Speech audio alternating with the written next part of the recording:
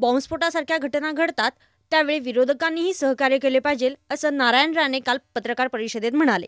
Koregaon police स्टेशनला लवकरात लवकर जागा उपलब्ध करून देऊ, असंही त्यांनी यावेळी सांगितले. स्थानिक असे प्रश्न, भाषेचे प्रश्न, जातीचे, धर्माचे प्रश्न स्वतः काढायचे, मालमत्तेची नासाडी करायची आणि उलट म्हणायचं संरक्षण देऊ शकले नाही.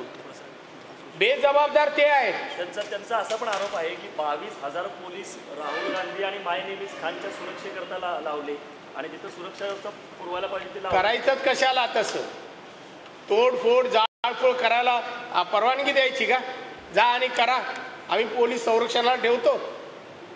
त्यांचं म्हणणं म्हणजे मी सांगेन म्हणजे मूर्खपणाचं आहे. पण तुम्हाला असं वाटतं की याच्यामध्ये जी शक्ती गेली, म्हणजे सरकारची जी सगळी यंत्रणा होती ती राहुल गांधी सरकारला जिथे संरक्षण द्यावं वाटतं, तो नागरिक असो, मालमत्ता असो किंवा व्यक्ती असो, जेव्हा कळतं इथे काहीतरी होणार आहे तिथे पोलीस बंदोबस्त दिला जातो.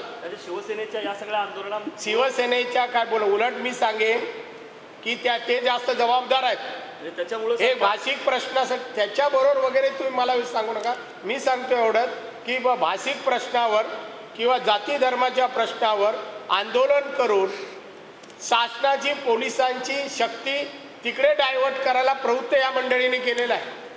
हे तेवढे जबाबदार आहेत. हे कहा था राहुल गांधी को आने नहीं देंगे, झंडा बताएंगे, क्या हुआ?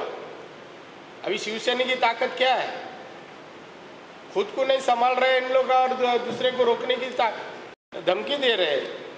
कुछ नहीं हो सकता है और किसको रोकने की ताकत आज शिवसेना में आई नहीं.